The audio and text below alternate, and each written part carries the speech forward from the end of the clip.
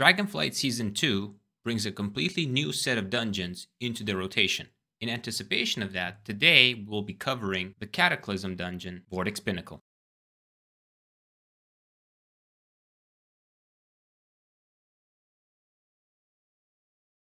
In Season 2 of WoW Dragonflight, they will most likely replace the current non-Dragonflight dungeon portals from Valdrakken with their Season 2 equivalent. For Horde, take the portal from Valdrakken to Orgrimmar, go out of the portal room and into the main city, go to the Valley of Wisdom, and this is where you will have the 5 Cataclysm portals. Take the one to Uldum. If you play Alliance, take the Valdrakken portal to Stormwind, run outside the Wizard Sanctum, fly to the Eastern Earth Shrine left of Stormwind Keep. Once at the Earth Shrine, take the portal to Uldum. Once you have arrived to Uldum, fly to the southeast area of the map where you will find Vortex Pinnacle. Vortex Pinnacle is visually one of the most stunning dungeons for its era, for when it was released back in Cataclysm, but that was over 12 years ago. For current WoW standards, it definitely needs a visual revamp. However, it still holds as one of the most beautiful dungeons out there. One key thing to note, the Vortex Pinnacle does not have a mythic version. This is because back in Cataclysm, there was only normal dungeons and heroic dungeons. Mythic dungeons were implemented at the end of WoD, and the only dungeons that come close in difficulty are challenge modes from Mist of Pandaria, as well as Warlords of Draenor. Once you enter the instance, you will find a pack of 5 mobs, 2 soldiers, 2 vortexes, and 1 Mistral. The vortexes will start casting Lightning Bolt. The Mistral will put a stacking buff on himself. Occasionally, the Mistral will cast the Storm Surge, which is a very wide AoE elemental damaging ability. The longer they stay alive, the more stacks the Mistrals will get. They will cast this Gale Strike, which will put a purgeable buff on them, indicated by the purple icon. The soldiers will immediately charge at you and knock you back. The Tempests are mobs that are going to become inactive if you simply look at them. You will see these guys again in the first boss fight.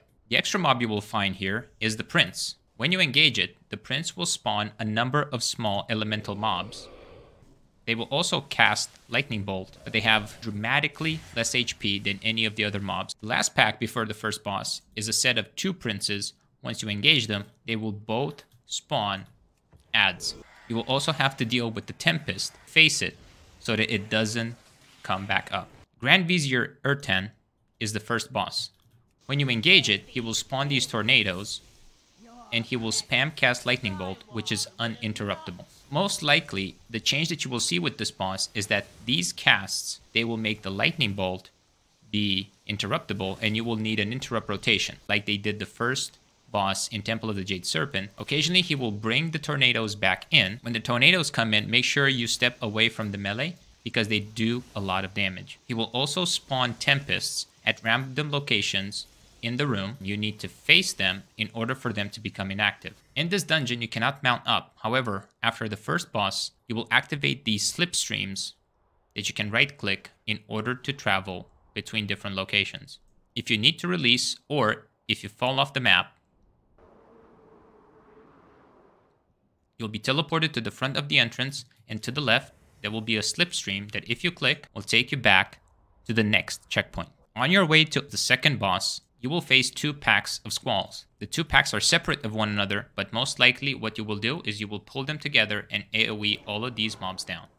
Make sure to constantly kite them, because those storms that they spawn, once you defeat the Squalls, you will find patrolling assassins. Now these mobs, when they attack you, they will put different debuffs on you. They do not have a lot of mechanics, so expect these mobs, out of most of them, to actually get a serious revamp.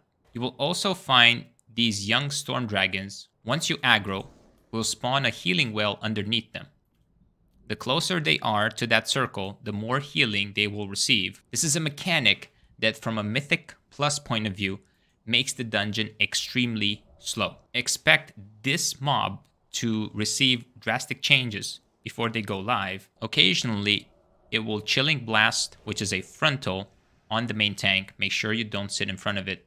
It's a dragon. It breathes.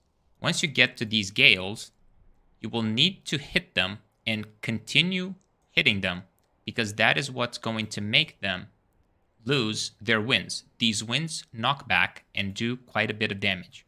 Once you DPS them, those wins are going to disappear. You will face multiple packs of assassins as well as another storm drake before engaging the last pack of squalls and 2 assassins on your way to the second boss. Overall, the trash has a lot of elemental damage, and it is most likely to change once you reach the second boss, Altyrus. He will do a frontal on the main tank. His mechanic are these winds.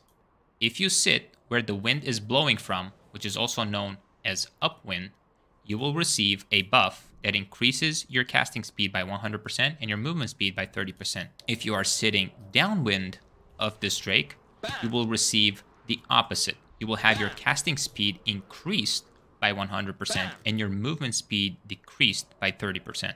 If you hit any of the tornadoes, you will get knocked up in the air. However, you will not receive any falling damage. After defeating the second boss, you will also unlock another slipstream, and now you're on your way to the last boss. This is where the trash actually starts getting a little bit spicy. The adepts have holy abilities. They spam Holy Smite, and once any of these mobs receive damage, they will occasionally heal them. Make sure you have priority interrupts for the heals. The Ministers of Air will continue spamming that Lightning Lash. You can interrupt it after it finishes the initial cast, because once it casts, it then will start a 4-second channel. The Caliphs will rally. The Caliphs also have like a shockwave type ability, which they will cast on the main tank. It is a frontal. Make sure you sidestep it, and also none of the melee or any of the players are in front of these mobs when you are DPSing them down. After the first pack, take this air buff in order to increase your speed as you go up. Your speed will consistently be increased by 70%. Once you get up the tower, you will see these lightning beams in the form of a prison. When you go in, spells that are targeted on these mobs that are sitting inside of them will be redirected, and you can actually do friendly fire. Make sure you kick, knock, or pull the mobs outside of that prism. The next pack is comprised of these Skyfall stars. Once you engage them, they will start casting a bunch of instant abilities on you, and they will spread all over the place. It is extremely difficult to deal with these mobs, and if these mobs actually do go live, because they constantly do a lot of elemental damage, your team will most likely struggle having to deal with these. Back in the day, people used to pop every single defensive cooldown and every single offensive cooldown in the book in order to deal with these mobs. The next 2 packs before the last boss contain an assortment of mobs that we have already faced before. The adepts will continue to spam their holy smites as well as heal targets that are endangered. Make sure that you mark these mobs and you assign priority kicks to them. You will face 2 caliphs, which means that your tank will receive a heavy amount of damage. The second pack is a little bit more tricky because, as you can see, they are inside of the prism. Taunt, and make sure you run up the stairs and you line of sight. With the way in which the graphics are now in the old Cataclysm dungeons, these mobs can cast through walls. You will need to assign the proper interrupts, and people will need to priority interrupt their targets, making sure that none of these abilities get off. Because this dungeon in general is very heavy on the elemental damage, if it doesn't receive a serious change, most likely it will scale out of proportion during fortified weeks.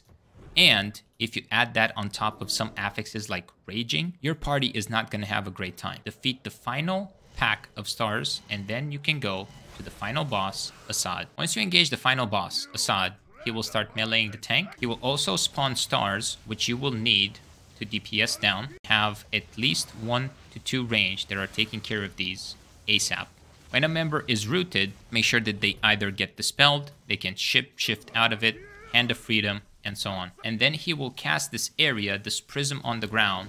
Once he finishes the unstable grounding field, make sure you are not outside of it, as you will receive a tremendous amount of damage and most likely get one shot.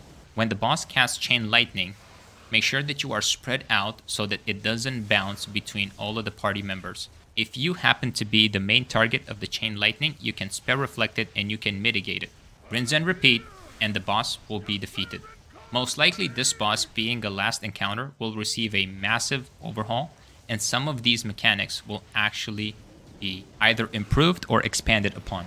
Once this dungeon it's in its final form on the PTR right before the release of Season 2, we will come back to it and we will make a guide that will address the final version of it with all of the abilities from both the trash as well as the bosses. And if you like this video, give it a thumbs up, subscribe to the channel, share it with somebody that you believe will benefit from the wisdom, and I will see you guys in the next video.